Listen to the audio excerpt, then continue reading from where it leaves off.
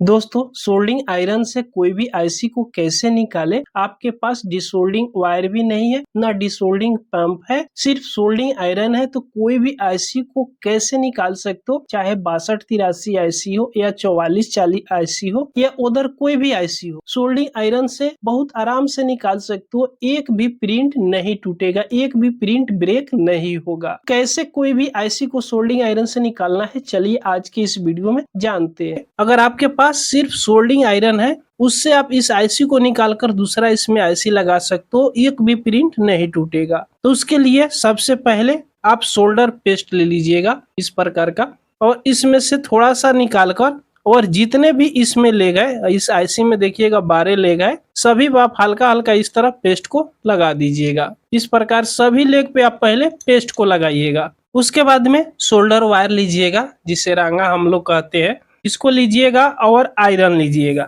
और जितने भी लेग है ना, ध्यान से देखिएगा, हम आपको क्लियर दिखाना चाहेंगे। इस सभी लेग पे हल्का हल्का पहले शोल्डर को चढ़ा दीजिएगा, यानी रांगा को इस तरह चढ़ा दीजिएगा, जिससे इस आईसी को निकालने में आसानी रहेगा। ऐसा होता है कि आईसी चलते चलते इस पे का शोल्डर जो है ना सूख जाता है, ड्राई हो जाता है, जिसके चलते इस आईसी को अगर सोल्डिंग आयरन से सिर्फ निकालिएगा ना तो नहीं निकलता है, और इस बोर्ड का प्रिंट जितने भी है ना टूट कर बिखर जाता है, जिससे आपको बाद में जंपर लगाना पड़ता है। तो इस तरह सभी को आप इस तरह शोल्डर पहले चढ़ा दीजिएगा, जिससे इस आईसी को निकालने में आसानी रहे। तो अभी इस पे हमने सोल्डर चढ़ा दिया, आप देख सकते हो थोड़ा मोटा ही सोल्डर हम चढ़ा दिए ताकि इस आईसी को निकालने में आसानी रहेगा। उसके बाद में इस बोर्ड को अभी साइड में यहाँ पे रखते हैं। अब एक आपको लेना है इस प्रकार की कॉपर का वायर। ये देखिएगा कॉपर का वायर है, शायद यहाँ पे आपको क्लियर दिख रहा होगा। अब यहाँ पे देखिएगा ये कॉपर का वायर है, ये मोटर में वाइंडिंग होता है, शायद 22-23 नंबर का वायर होता है। तो इसको लीजिएगा और इस पे का जो इंसुलेशन होता है ना, इसको ब्लेड से पूरी तरह घिसीट कर इंसुलेशन को हटा देना है। उसके बाद में इस आईसी के बराबर आप इस कॉपर वायर को माप लीजिएगा, थोड़ा सा बड़ा रहेगा तो भी चलेगा। और उसके बाद में इसको काट लीजिएगा, यानी आईसी से थोड़ा सा बड़ा टुकड़ा इसको काट लीजिएगा। उसके बाद में इस आईसी के ऊपर इस तरह रख लीजिएगा। ध्यान से देखिएगा, बहुत आसान है इस आईसी को निकालना, लेकिन सही तरीका आप जानिएगा तब। उसके बाद में अब सोल्डिंग आयरन लीजिएगा और इस पर इस तरह रखिएगा, इस तरह रख दीजिएगा और इस पे और सोल्डिंग चढ़ाइएगा। सोल्डर वायर लीजिएगा और थोड़ा सा और सोल्डिंग, हो सकता है इस तरह निकालिएगा ना तो आपका सोल्डर वायर जो है ना थोड़ा ज्यादा खर्च होके लेकिन बढ़िया से निकल जाएगा। इस तरह सोल्डर इस पे ऊपर चढ़ा दीजिएगा, जिससे निकालने में आसानी रहे। तभी यहाँ पे हम कुछ सोल्डर वायर और चढ़ा दिए, जो ये प्रॉपर यहाँ पे सोल्डर वायर चढ़ गया। अब इस आईसी को आराम से निकाल सकते हैं। अब इस आईसी को निकालने के लिए ये सोल्डिंग आयरन को आप क्या कीजिएगा कि ये 12 जो लेग है ना इस आईसी में, इस तरह चारों तरफ घुमाना है, इस तरह थोड़ी देर के लिए, जो सभी सोल्डर एक बार पिघल जाए। अभी ये सोल्डिंग आयरन है ना, ये सही से हीट नहीं हुआ है, जिसके चलते यहाँ पे ये सोल्डिंग नहीं पिघल रहा है, जो वायर है ना सही से नहीं पिघल रहा है, मेल्ट नहीं हो रहा है। ये सोल्डर जो है ना मेल्ट नहीं हो रहा है, जिसके चलते ये तो निकलेगा नहीं। तो यहाँ पे आप चलिए हम एक दूसरा सोल्डिंग आयरन लेते हैं और उससे निकालकर आपको दिखाएंगे।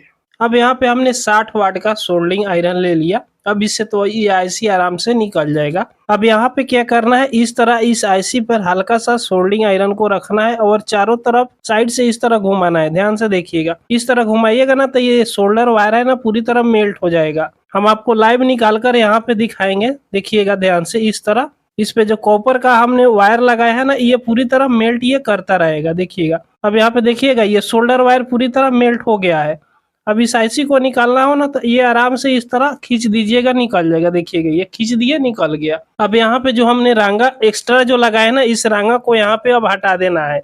इस तरह देखिएगा, जब मेल्ट होगा ना तो यह साइड से हटा दिए, पूरा रांगा यहाँ साइड में हमने कर दिया। अब ये बिल्कुल यहाँ पे देखिएगा एक भी प्रिंट नहीं टूट पाया। यहाँ पे ध्यान से देखिएगा, कोई भी प्रिंट टूटा हुआ है? नहीं टूटा हुआ है। अब इसको क्लीन करना हो ना इसका होल को, तो यहाँ से एक वायर लेंगे या इस तरह सोल्डिंग आयरन से ही क्लीन कर लेंगे। इस तरह सोल्डिंग आयरन से ही अगर क्लीन नहीं हो रहा है तो फिर ये इसमें का जितने भी होल है ना कैसे क्लीन होगा ये भी हम आपको दिखाएंगे। तो इस बोर्ड में का जितने भी रांगा एक्स्ट्रा है ना, इसको क्लीन करने के लिए कोई भी वायर लेंगे और वायर को छील देंगे इस प्रकार, और छील कर इसको मोड़ लेंगे। इस प्रकार मोड़ लेंगे। मोड़ने के बाद में इस पे हल्का सा पेस्ट को लगा लेंगे, जो फ्लक्स होता है इसको इस तरह लगा लेंगे। अब यहाँ पे ध्यान से हम आपको दिखाएंगे, देखिएगा। अब इस पर जो एक्स्ट्रा हमने सोल्डर वायर लगाया है ना, इसको इस तरह क्लीन कीजिएगा ना तो ये पूरी तरह यहाँ से क्लीन हो जाएगा। अभी देखिएगा यहाँ पे 3 होल अच्छा से क्लीन हो गया, ये चौथा पांचवा भी क्लीन कर दी। इस प्रकार इसको क्लीन कर दीजिएगा। जितने भी होल है ना इस तरह आप क्लीन कर दीजिए। कोई भी आईसी हो, चाहे 6283 आईसी हो या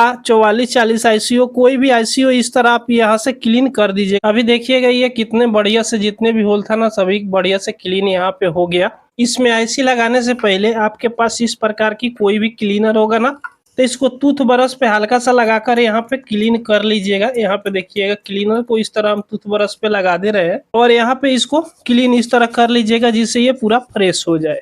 या क्लीनर नहीं ना तो आपके पास पेट्रोल होगा, पेट्रोल को भी यहाँ पे लगाकर क्लीन कर सकते हो। अभी देखिएगा ये क्लीन हो गया। तो इस प्रकार दोस्तों कोई भी आईसी को आप आराम से निकाल सकते हो। आपके पास डिसोल्डिंग वायर नहीं है ना आपके पास डिसोल्डिंग पंप है तो एक वायर की सहायता से फिर से नया आईसी इसमें लगाना हो तो इस तरह इसमें लगाइएगा और सोल्डिंग कर दीजिएगा, ओके हो जाएगा। दोस्तों ये वीडियो आपको पसंद आई हो तो एक लाइक जरूर कर दीजिएगा। चैनल पर आप पहली बार आए हो तो सब्सक्राइब जरूर कर लीजिएगा। पूरा वीडियो देखने के लिए आपको बहुत बहुत धन्यवाद।